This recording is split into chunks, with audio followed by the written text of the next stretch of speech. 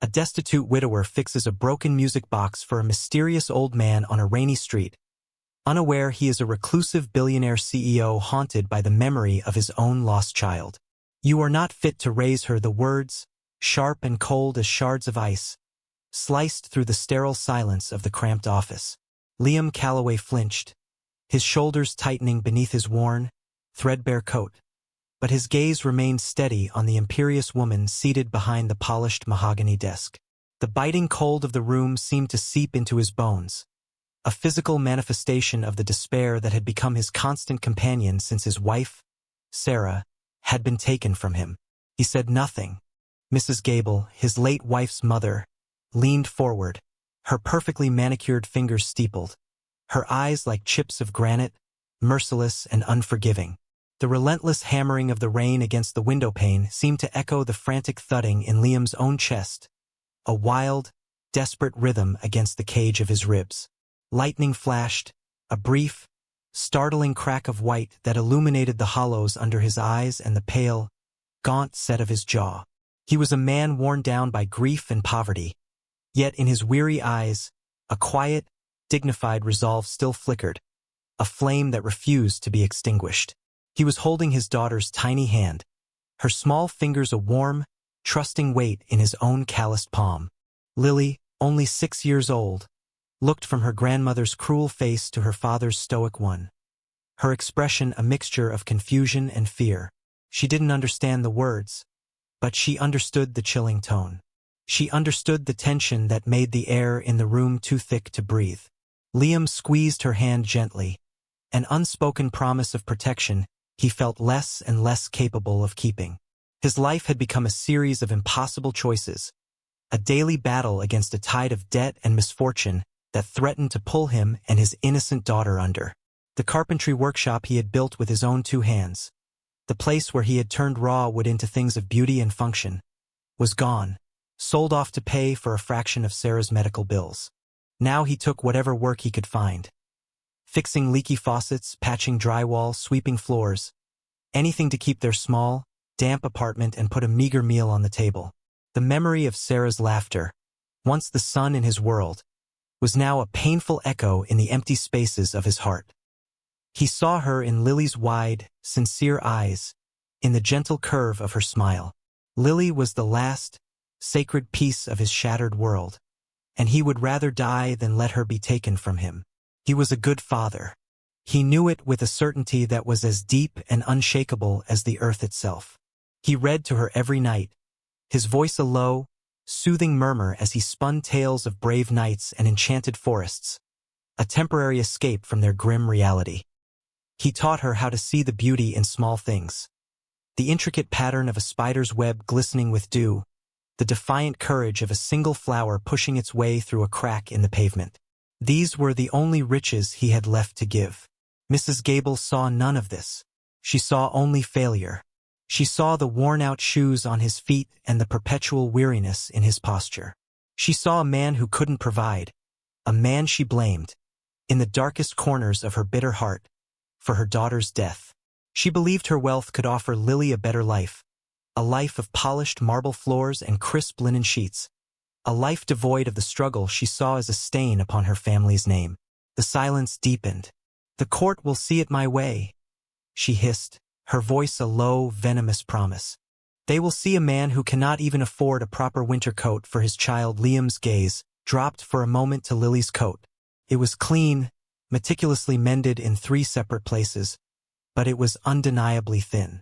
A fresh wave of shame, cold and sharp, washed over him. He had failed. He was failing. But then Lily, sensing his distress, tightened her grip on his hand. Her touch was an anchor. He straightened his spine, meeting his mother-in-law's gaze with that same unwavering quietness. He would not break in front of his daughter. He would not give this cruel woman the satisfaction. He would find a way. He always had to. He had to. The pivotal moment, the one that the narrator could see would splinter his entire reality into a before and an after, arrived on a Tuesday, under a sky the color of a fresh bruise. The rain that had been a relentless hammer for days had softened to a steady, weeping drizzle, cloaking the city in a heavy fog that blurred the edges of the world. Liam and Lily were walking home from the library, the one warm, dry place they could go for free. Lily was chattering happily, her small hand once again tucked securely in his, a small paper bag containing a precious, borrowed book clutched in her other. They had no umbrella. It had broken a week prior, another small casualty in their ongoing war with poverty. The biting cold had seeped through their thin coats, and Liam could feel the dampness in his worn-out boots. He was thinking about the eviction notice tucked in his pocket, its crisp, official edges a constant, terrifying pressure against his leg. He had 3 days. 3 days to come up with a sum of money that felt as impossibly large as a mountain. Desperation was a physical thing, a tight band constricting his chest, making each breath a conscious effort. As they turned a corner onto a quieter, more stately street lined with ornate townhouses, they saw him. An old man, stooped and frail, stood beside a gleaming, polished bench, his shoulders slumped in defeat.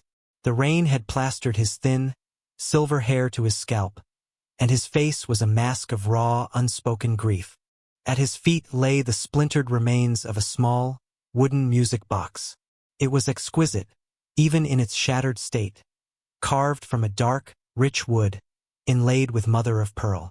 It looked ancient and priceless.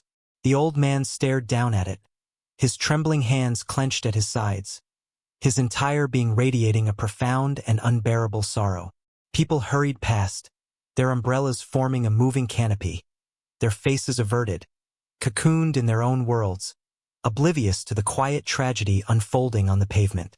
But Liam saw, and Lily saw. Liam felt a familiar pang of empathy, the instant recognition of another's pain. He knew that look.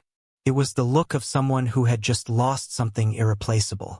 He was about to steer Lily around the scene, to retreat back into his own bubble of hardship, when Lily stopped. She tugged on his hand, her small face tilted up towards his, her eyes wide with sincere concern. "Daddy," she whispered, her voice a soft hush in the gray afternoon. "He's sad. The box is broken." Liam's heart clenched.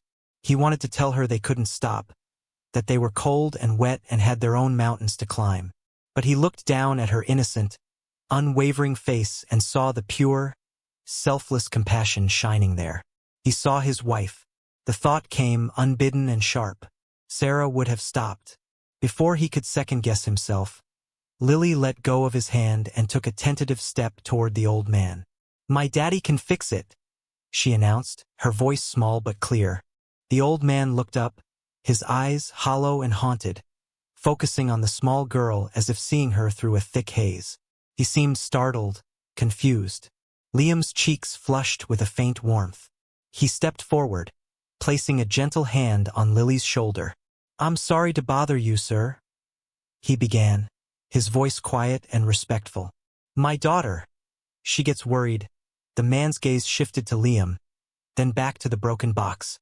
A single, choked sound escaped his lips, a sob that he quickly suppressed. It was my daughter's," he rasped, his voice brittle with unshed tears. "She loved it, that was all it took." The simple, shattering power of those words pierced through Liam's own defenses. He knelt on the wet pavement, ignoring the cold water that immediately soaked through the knee of his trousers. He carefully gathered the splintered pieces. The main gear was dislodged. A delicate pin had sheared off, and the tiny ballerina figure was snapped at the ankle. To anyone else, it would have been a lost cause. But Liam's hands, though calloused from rough labor, knew the language of wood and metal. He saw not a broken thing, but a puzzle waiting to be solved. "I don't have my tools," Liam said softly, more to himself than to the man. "But let me see." For the next 15 minutes, with the gentle patter of rain as his only soundtrack, Liam worked a small miracle. Using a small coin from his pocket as a lever and a hairpin Lily produced from her own coat, he painstakingly nudged the gear back into place. He used a thread unraveled from the inside of his own jacket to carefully bind the ballerina's fragile ankle. A temporary fix, but a surprisingly sturdy one. His fingers moved with a practiced, gentle precision, a muscle memory from a life he thought he had lost forever. The old man watched, his expression shifting from bleak despair to stunned silence, then to a kind of raw, unfiltered awe. He watched the stranger, this worn and weary man, kneeling in the rain, treating this small, broken treasure with a sacred reverence. He saw the fierce concentration on Liam's face, the innate skill in his hands. He saw something he hadn't seen in years. He saw pure, unsolicited kindness. Finally, Liam managed to fit the last piece back into place. He carefully wound the small key. A delicate, tinkling melody filled the air, a fragile but perfect tune that seemed to cut through the gray misery of the day. The tiny ballerina twirled, a little wobbly on her mended ankle, but she twirled nonetheless. It worked. The old man gasped, a sharp, ragged intake of breath. Tears, no longer suppressed, streamed freely down his weathered cheeks. He reached out a trembling hand, not for the box, but to place it on Liam's shoulder. "How?" he stammered, his voice thick with emotion. "How can I possibly repay you?" Liam rose to his feet, a small, tired smile touching his lips. He gently placed the music box into the old man's hands. "There's no need, sir," he said simply. "Seeing you smile is enough. Besides," he added with a soft glance at his daughter, "my little girl was right. Her daddy can fix it." He took Lily's hand again, ready to leave. "Wait," the old man said, his voice suddenly commanding. He fumbled inside his coat, pulling out a thick wallet. "Please, you must take this. For your time. For your daughter." He tried to press a thick wad of crisp bills into Liam's hand. Liam gently but firmly pushed it back. The money represented a solution to his most pressing problem, a reprieve from the terror of the eviction notice. The temptation was a physical ache, but something inside him, a core of dignity that had survived every hardship, refused. This act had been pure. To accept money would be to tarnish it, to turn a moment of human connection into a transaction. "No, thank you," Liam said, his voice unwavering. "It was my pleasure." "You take care." He gave the man a final, sincere nod, and then, with Lily's hand in his, he turned and walked away, disappearing into the heavy fog. He never saw the look on the old man's face as he watched them go. He didn't know it yet, but this small, selfless act had just set in motion a seismic shift that would change everything. The old man, Arthur Vance, stood frozen on the pavement, the mended music box clutched to his chest like a sacred relic. The delicate melody still seemed to hang in the damp air. He watched until the man and his little girl were completely swallowed by the mist. He looked down at the box, then at the wad of cash still in his hand, a currency that had suddenly, shockingly, lost all its meaning. For the first time in 5 years, since the day a sleek black car had stolen the lives of his wife and his own 7-year-old daughter, Arthur Vance felt something other than the hollow, aching void of grief. He felt a flicker of warmth. It was hope. The brief, golden glow from the encounter on the street vanished as quickly as it had appeared, leaving Liam's world grayer and colder than before. The next day, he was let go from his job at the warehouse. His boss, a man with a perpetually sour expression, had been blunt. "You're a good worker, Calloway," he'd said, not meeting Liam's eyes. "But you're too slow. We need people who can hustle." Liam hadn't argued. He knew the truth. His mind was always elsewhere, fractured by worry about rent, about food, about Lily. The constant, gnawing anxiety had taken its toll, slowing his hands and clouding his focus. He walked home under a pitilessly clear sky, the crisp autumn air feeling thin and sharp in his lungs. The eviction notice in his pocket felt heavier than ever. He had failed again. The weight of it settled on his shoulders, a familiar, crushing burden. When he opened the door to their small apartment, the smell of stale air and dampness greeted him. But then Lily ran to him, her face alight with a 6-year-old's pure, uncomplicated joy at seeing her father. She threw her arms around his legs, burying her face in his worn trousers. "Daddy, you're home." For a moment, her innocent love was enough to push back the encroaching darkness. He scooped her up, her small body a warm, solid weight in his arms, and breathed in the faint, sweet scent of her hair. She was his reason. She was his strength. He would not let the despair win. He had to keep fighting. But the fight was about to get harder. A sharp, insistent knock echoed through the apartment. Liam's heart thudded. He knew who it was before he even opened the door.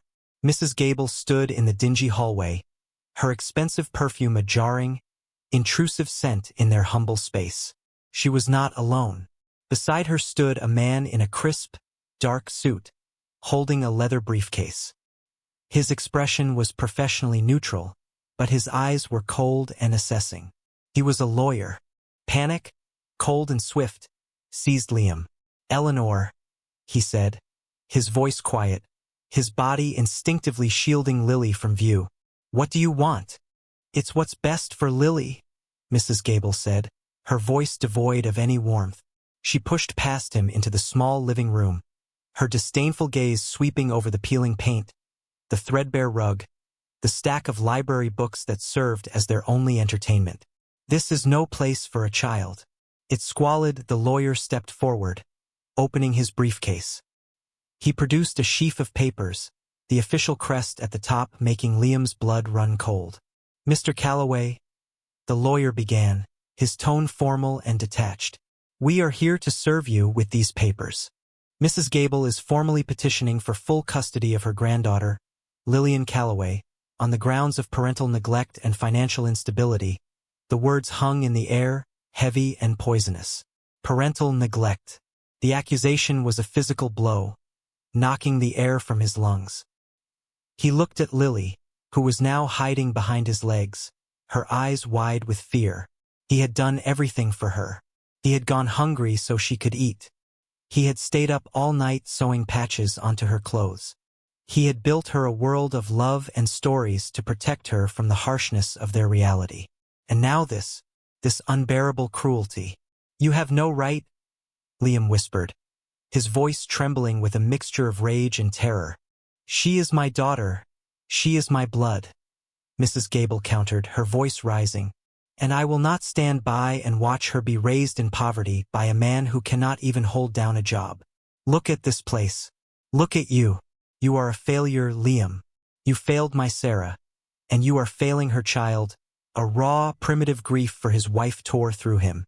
For a moment, he was back in that sterile hospital room, holding Sarah's frail hand, watching the light fade from her eyes, helpless and shattered. The guilt was a monster he wrestled with every single day. Mrs. Gable's words were the salt in that ever-open wound. He clenched his fists, his knuckles white. He wanted to scream, to rage, to throw this woman and her heartless lawyer out of his home. But he looked down at Lily's terrified face, and he knew he couldn't. He had to be calm. He had to be the steady rock his daughter needed him to be. He took a deep, shuddering breath, forcing the storm inside him to subside. He met his mother-in-law's merciless gaze. "You will not take her from me," he said, and his voice, though quiet, held a core of unshakable steel. "I will fight you with everything I have." Mrs. Gable let out a short, cruel laugh. "With what, Liam? You have nothing." She turned, her victory assured in her own mind, and swept out of the apartment, the lawyer following in her wake like a silent shadow. The soft click of the closing door echoed in the sudden, cavernous silence. Liam stood frozen, the legal papers clutched in his hand. He was shaking. Total silence. Then a small tug on his trousers. "Daddy!" Lily's voice was a tiny, fragile thread in the heavy quiet. Why was Grandma yelling? Liam sank to his knees, pulling his daughter into a fierce, protective embrace. He buried his face in her hair, hiding the tears that he could no longer hold back.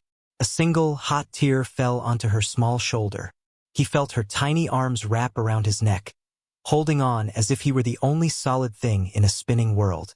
In that moment, he felt the full, crushing weight of his powerlessness. Mrs. Gable was right. He had nothing. No money, no job, no powerful friends. It was just him and his little girl against the world. And the world was winning. Arthur Vance sat in the cavernous, sterile silence of his penthouse office. The skyline of the city spread out before him like a carpet of glittering, indifferent jewels. The mended music box sat on the corner of his vast, polished desk, a small, warm island of wood in a sea of chrome and glass. For 2 days, he had done nothing but stare at it, winding the key and listening to the delicate, tinkling melody over and over again. Each note seemed to chip away at the thick wall of ice that had encased his heart for 5 long years. He remembered his own daughter, Olivia, a whirlwind of laughter and bright yellow ribbons. She had loved this music box more than any of her other toys. It had been a gift from her mother. After the accident, he had locked it away, unable to bear the sight of it, just as he had locked away every other memory, every other feeling. He had transformed himself into a machine of ruthless efficiency, building his empire, acquiring companies, accumulating wealth.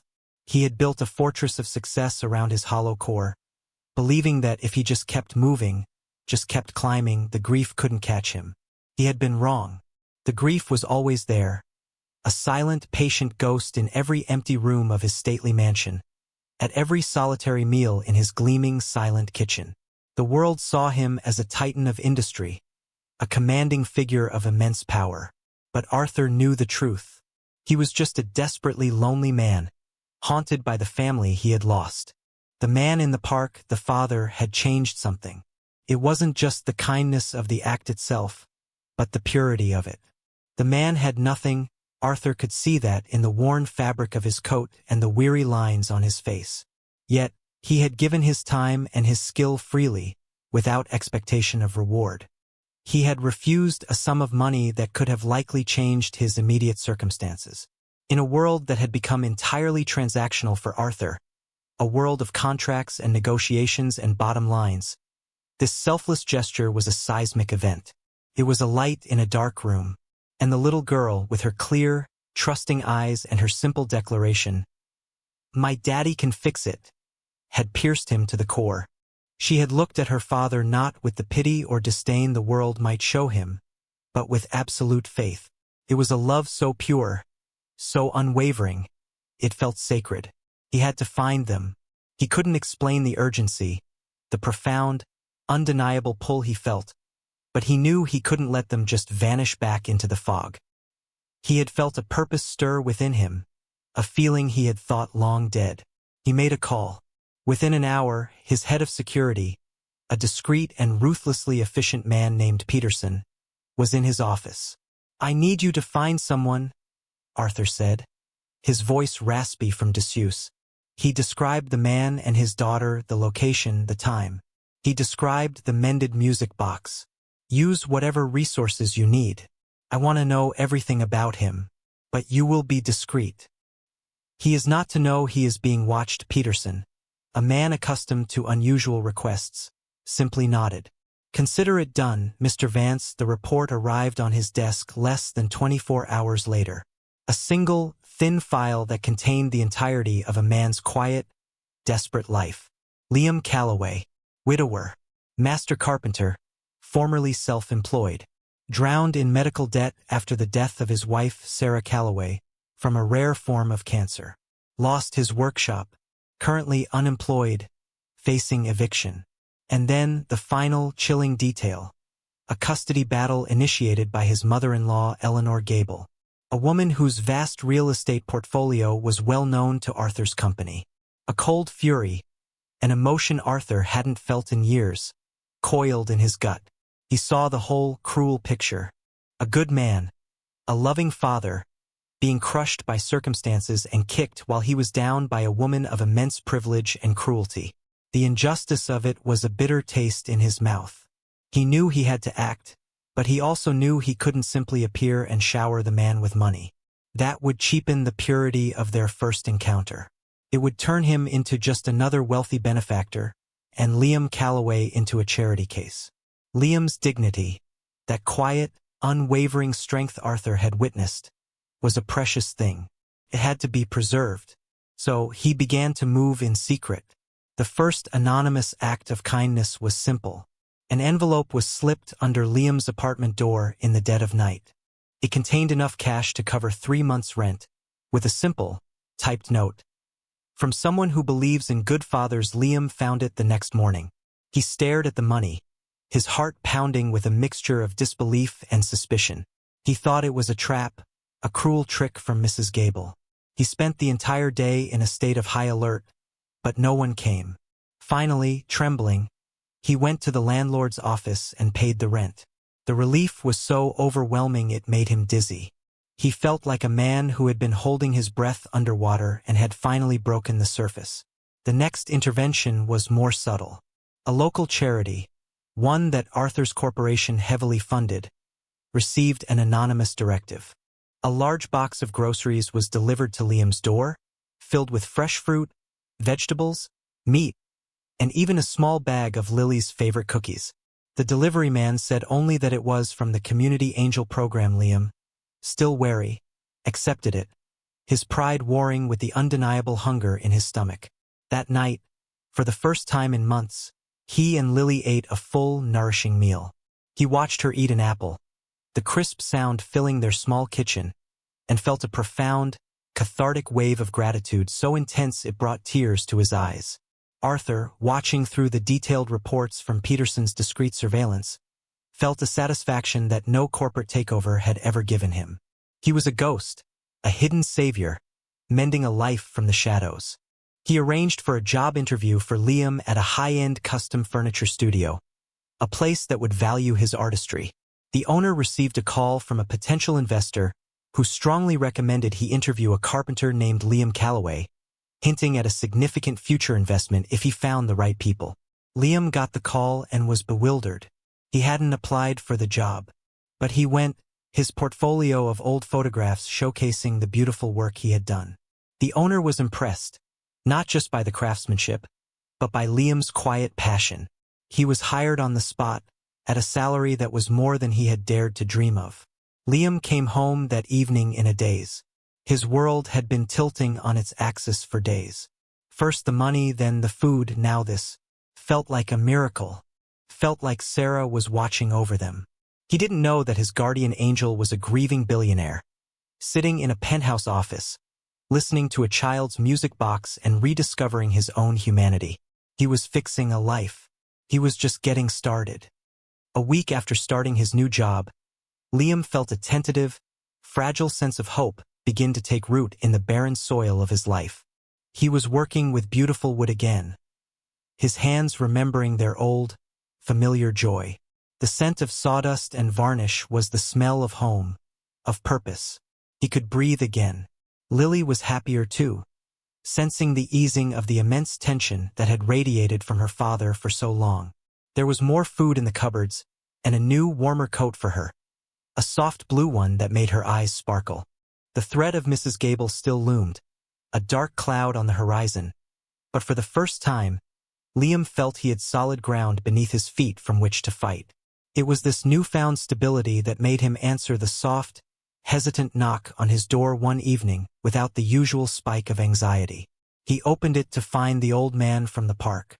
Arthur Vance stood there, looking just as he had before, in a simple, worn coat, his posture slightly stooped, his eyes holding a familiar, deep-seated sadness. He was holding a small, brown paper bag. Liam was stunned into silence. He had thought of the man often, a fleeting, strange memory of a moment of connection in the rain. He had never expected to see him again. "Hello," Arthur said, his voice quiet, almost shy. "I hope I'm not intruding. I live just a few blocks from here. I was walking by and I thought I recognized your daughter playing in the courtyard yesterday. It was a lie, of course, carefully constructed by Peterson, but it sounded plausible. I wanted to thank you again," Arthur continued, holding out the paper bag. "I brought you something. It's not much." Liam, recovering from his surprise, opened the door wider. "Please come in," he said, his natural courtesy taking over. "It's cold out there." He took the bag. Inside was a small loaf of freshly baked bread, still warm, and a jar of honey. A simple, thoughtful gift. "Thank you," Liam said, genuinely touched. "You didn't have to do that." Arthur stepped into the small, clean apartment. His gaze took in the room, not with the disdain of Mrs. Gable, but with a quiet, observant gentleness. He saw the lovingly mended furniture, the shelf of library books, the the crayon drawings taped proudly to the wall. He saw a home filled with love, if not with possessions. This was the quiet, safe, dimly lit space where their connection would deepen. Lily, who had been coloring at the small kitchen table, looked up. A slow smile of recognition spread across her face. "The music box man," she exclaimed. Arthur's face softened, the sad lines around his eyes crinkling. "That's me," he said, a quiet chuckle escaping him. "And the music box is still working beautifully. Thanks to your father." Liam offered the man the only other chair at the small table. He put a kettle on the stove to make tea, the simple domestic act a balm to his own surprise. They sat in a comfortable silence for a moment. The only sounds the hiss of the kettle and the scratch of Lily's crayon on paper. It was Arthur who broke the silence. "That music box," he began, his voice low and thick with memory. "It belonged to my daughter. Her name was Olivia." Liam froze, the teapot in his hand. He looked at Arthur and saw the raw, unbearable grief in the man's eyes, a grief he knew intimately. He quietly poured the tea, his movements steady and deliberate, placing a steaming mug in front of his guest. He didn't offer empty platitudes or clumsy words of comfort. He simply listened, his unwavering gaze creating a space for the man's pain to be heard. Arthur, emboldened by the quiet empathy, continued. He spoke of Olivia, of her bright, infectious laugh, of her love for dancing and yellow ribbons. He spoke of his wife, Eleanor, her kindness, her grace. And then he spoke of the accident, the screech of tires on a rainy night, the splintering of glass, the sudden, cavernous silence that had followed. His voice cracked, but he didn't stop. He was unburdening himself of a story he had held inside for 5 years, a poison that had corroded his soul. He spoke to this near stranger with a vulnerability he hadn't shown to anyone. He shared his tragic backstory in a vulnerable monologue. Liam listened, his own heart aching in sympathy. Every word resonated with his own loss. The details were different, but the shape of the hole left behind was the same. When Arthur finished, his shoulders were slumped, his face pale and drained. The confession had taken everything out of him. The sterile silence returned, but this time it was different. It was a shared silence, heavy with understanding. Liam pushed the small jar of honey towards him. "For your tea," he said softly. Then it was his turn. He reciprocated by sharing his own tragedy. He spoke of Sarah, of her strength and her laughter, of her long, brave fight against the illness that had finally taken her. He spoke of the suffocating weight of the medical bills, the loss of his workshop, the fear of not being able to provide for Lily. He spoke of the aching emptiness she had left behind, a void that some days felt vast enough to swallow him whole. He confessed his deepest fear, that Mrs. Gable would take Lily from him, severing his last living link to the woman he had loved. He forged a bond over their shared grief. They were two men from impossibly different worlds, two fathers who had lost so much, sitting in a small, humble kitchen, finding a common language in their pain. They were no longer strangers. They were survivors. When it was time for Arthur to leave, he stood at the door, his gaze falling on a small, wobbly wooden bird sitting on a shelf. It was crudely carved, but it had a certain charm. "Did you make that?" Arthur asked. Liam nodded. "It was the first thing I ever carved for Lily. I used a pocket knife and a piece of scrap wood." Arthur reached out and gently touched the bird's wing. "It's beautiful," he said, his voice filled with a genuine admiration that warmed Liam more than any paycheck. As he left, he placed a gentle, non-romantic hand on Liam's shoulder. It was a simple gesture of solidarity, of unspoken understanding. "Promise, you are not alone." Liam closed the door, a profound sense of peace settling over him for the first time in years. He felt seen. He still didn't know the man's real name, or that he was one of the wealthiest men in the country. He only knew him as a fellow traveler in the land of grief, a friend. And for now, that was more than enough. The day of the custody hearing arrived like a death sentence. The sky was a flat, unforgiving gray, and a biting cold wind whipped through the streets, tearing the last of the autumn leaves from the trees. Liam stood outside the imposing stone courthouse, his new coat feeling like a costume. He held Lily's hand, her small fingers cold in his. Despite his new job, despite the fragile hope that had begun to grow, the terror was back, a cold, hard knot in his stomach. Mrs. Gable had deep pockets and a team of ruthless lawyers. He had a public defender he'd met only once. He felt like a lamb being led to the slaughter. The humiliation began before they even entered the courtroom. The hearing was to be preceded by a mandatory mediation session in a small, sterile conference room. Mrs. Gable was already there, seated at a long table, flanked by two sharp-suited lawyers. She looked at Liam and Lily with an expression of cold triumph. The mediator, a weary-looking woman, tried to guide the conversation, but Mrs. Gable immediately took control. This was her stage. This was the scene of intense public humiliation. She began a systematic, cruel dismantling of Liam's character. She painted him as an unstable, incompetent drifter, conveniently omitting the context of his wife's illness and the resulting debt. She spoke of his series of menial jobs, her voice dripping with condescension.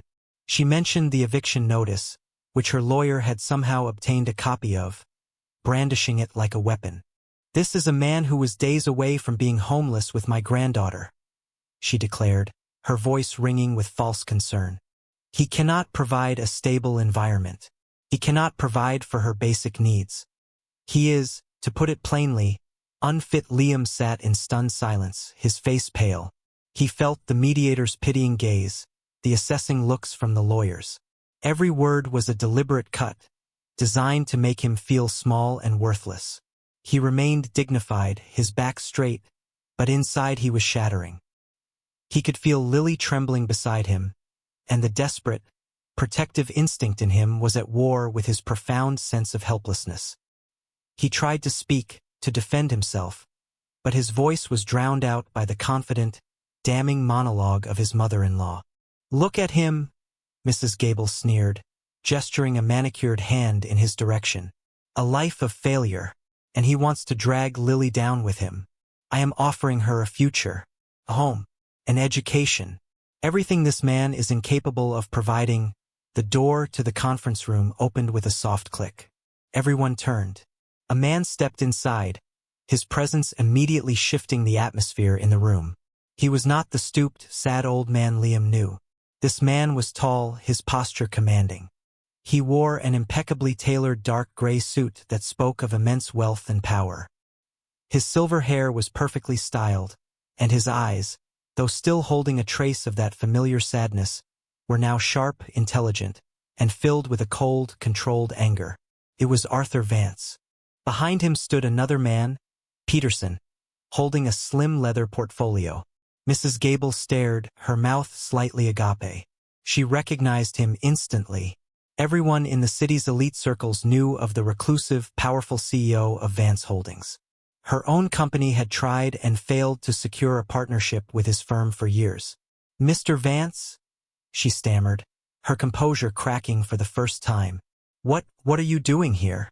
Arthur's calm but powerful gaze swept over her, then settled on Liam with a look of profound reassurance. He completely ignored Mrs. Gable. "Liam," he said, his voice calm and clear, "I apologize for my intrusion, and for my earlier deception. My name is Arthur Vance." Liam stared, his mind struggling to connect this commanding figure with the gentle, heartbroken old man who had shared tea in his kitchen. It was impossible. He was in shock. Arthur then turned his attention to Mrs. Gable, and the temperature in the room seemed to drop by 20 degrees. This was his powerful monologue. "Mrs. Gable," he began, his voice dangerously quiet, "I have been made aware of your attempts to take a child from her loving father. I find your actions, and your character, to be utterly contemptible." A sharp gasp escaped Mrs. Gable's lips. Her lawyers shifted uncomfortably. "I don't know what business this is of yours," she started, but Arthur cut her off with a slight raise of his hand. "You made it my business when you chose to attack a man of impeccable character," he said, his voice like velvet-wrapped steel. I have had the privilege of getting to know Liam Calloway. He is a man of honor, of profound kindness, and of unwavering integrity. The sort of qualities, I might add, that money cannot buy and you so clearly lack. He took a step closer to the table, his eyes never leaving her face. You speak of his financial instability. Let me tell you about Liam's wealth. I saw him kneel on a wet, cold pavement to fix a treasured memory for a complete stranger. I saw him refuse a substantial amount of money because the act itself was more valuable to him than any payment.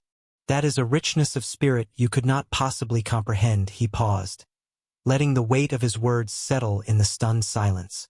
You call him a failure.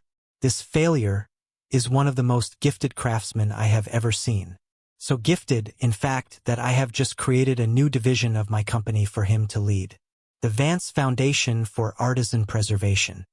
He will be given a limitless budget to seek out and support struggling artists and craftsmen, to ensure that true skill is not crushed by the kind of heartless materialism you represent. The reversal of the power dynamic was absolute. Mrs. Gable's face had gone from triumphant to ashen. Her lawyers looked at each other in panic. Liam was speechless, his heart pounding in his chest, a wild, soaring hope taking flight within him. Arthur wasn't finished. He gestured to Peterson, who stepped forward and placed the leather portfolio on the table, opening it for the mediator to see. You have questioned Liam's ability to provide a home.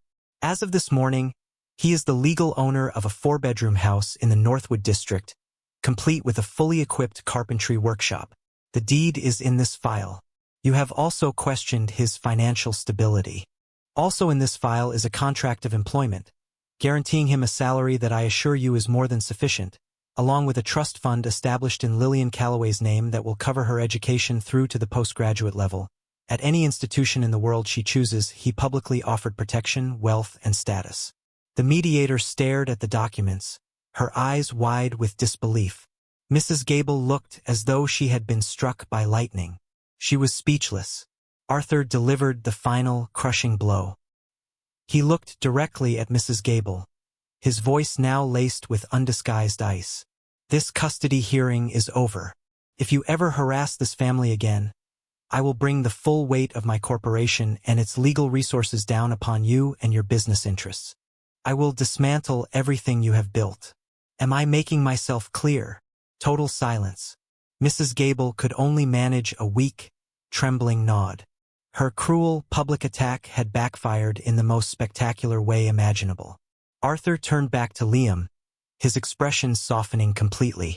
Come, Liam. Lily. Let's go home. He held out his hand, not as a billionaire, but as a friend. Liam, his eyes glistening with unshed tears, took it. He was saved. The walk out of the courthouse was surreal. Liam felt as though he were moving through a dream, the world muted and distant. He held Lily's hand on one side, and on the other, he was acutely aware of Arthur's steadying presence beside him.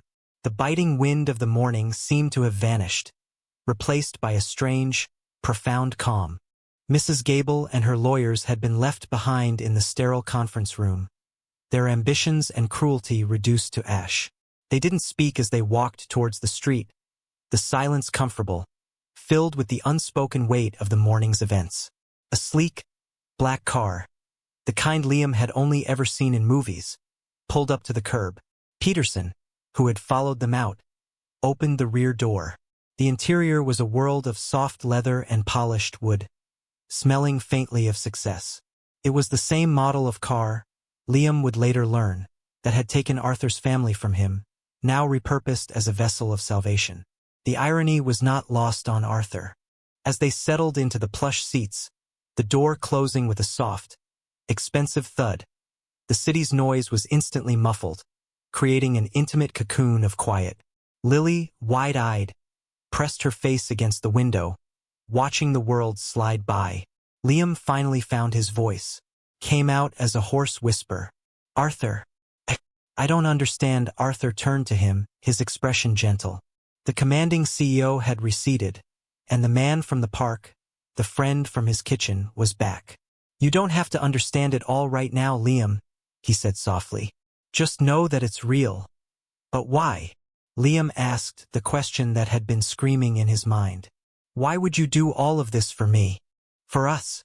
Arthur's gaze drifted to the mended music box, which Peterson had discreetly placed on the seat between them. He reached out and traced the inlay of mother of pearl with his finger. For a long time, he began, his voice low and reflective. This world felt empty to me, colorless.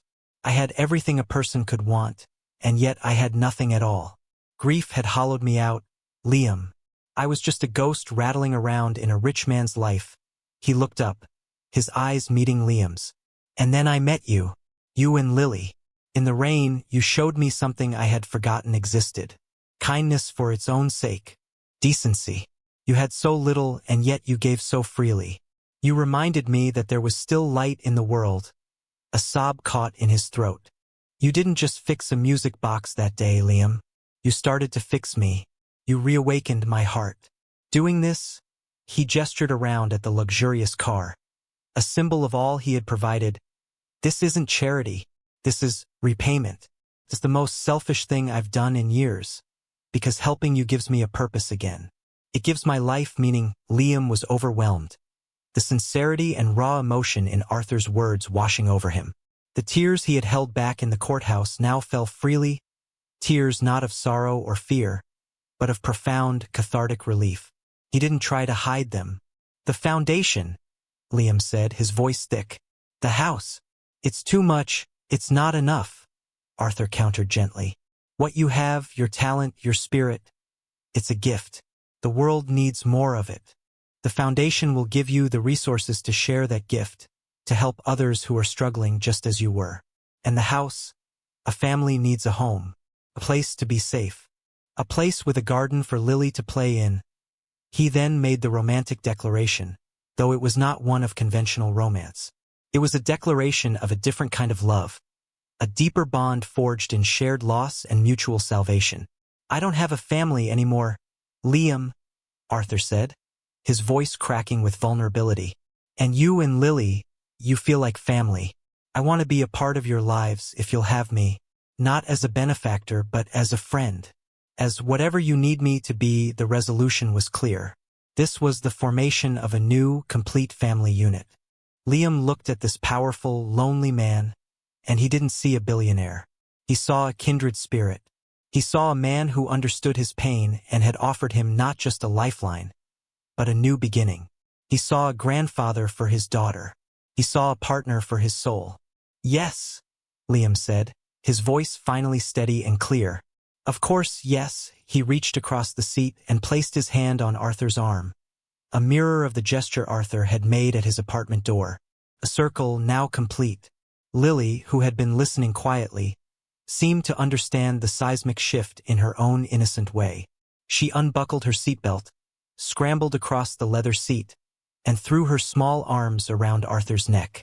Thank you, music box man, she whispered into his ear. Arthur froze for a second. Then his arms came up to encircle her in a hug, holding her as if she were the most precious thing in the world.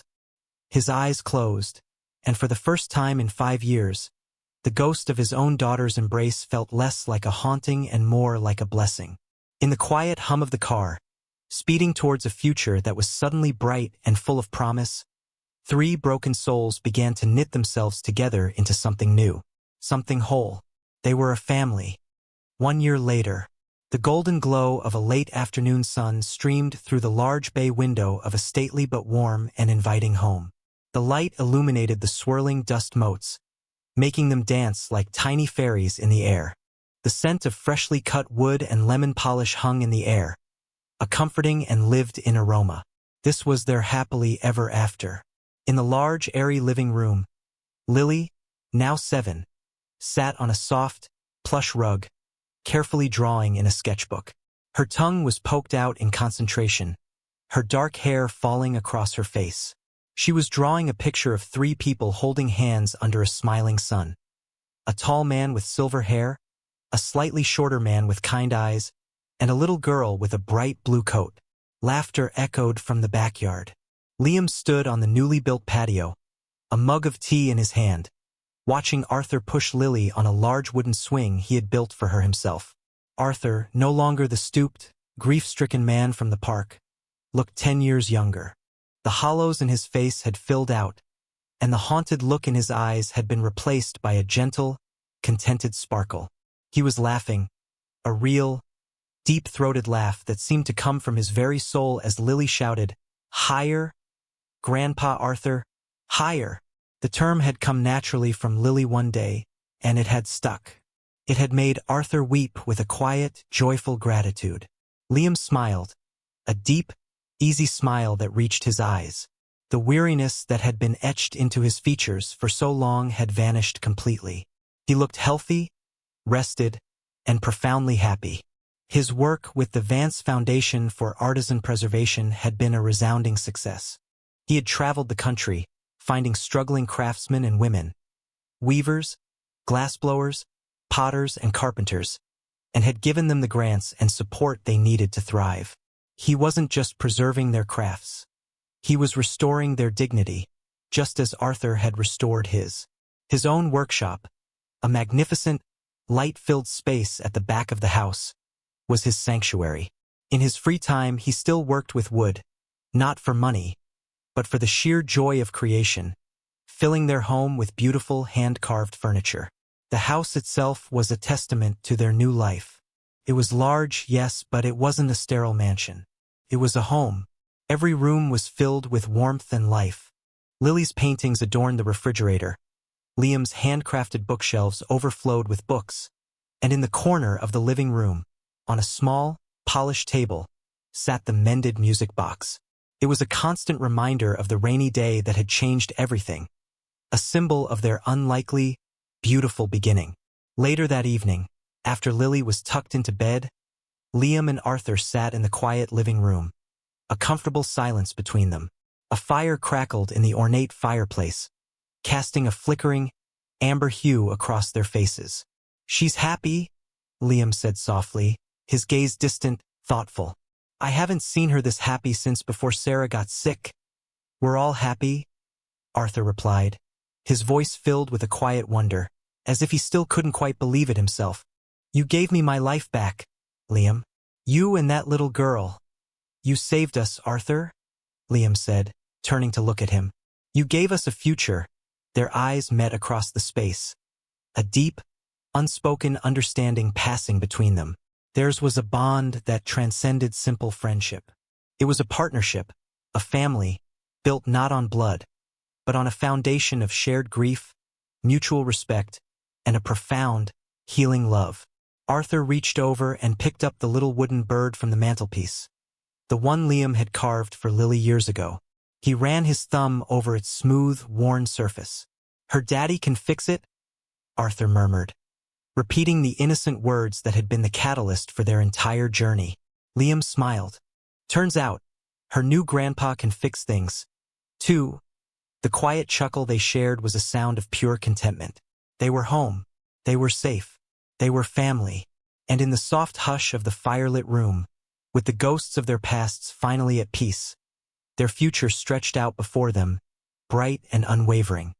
This story is a testament to the undeniable power of a single act of kindness. It shows us how one person, with nothing to give but their own goodness, can reignite the soul of another, proving that the purest currency in this world is not wealth or power, but compassion. Liam and Lily, in their moment of selfless giving, did not just mend a broken object. They began the sacred work of mending a broken heart, setting in motion a cascade of healing that would save them all. It's a fable for our times, a reminder that even in the coldest rain, a small, warm gesture can change everything, and that true family is not always the one we are born into, but the one we build through love, empathy, and unwavering support. If this story touched your heart and reminded you of the light that can be found in the darkest of times, please let us know. These stories are crafted to inspire, to bring a moment of hope and emotional release into your day, and hearing from you lets us know that our message of love and redemption is reaching you. We invite you to join our community of viewers who believe in the power of soulful storytelling. Please like this video, share it with someone who might need a little inspiration, and subscribe to Soulful Love Tales for more heartwarming and soul-stirring stories about the incredible ways love can transform our lives. We'll see you in the next one.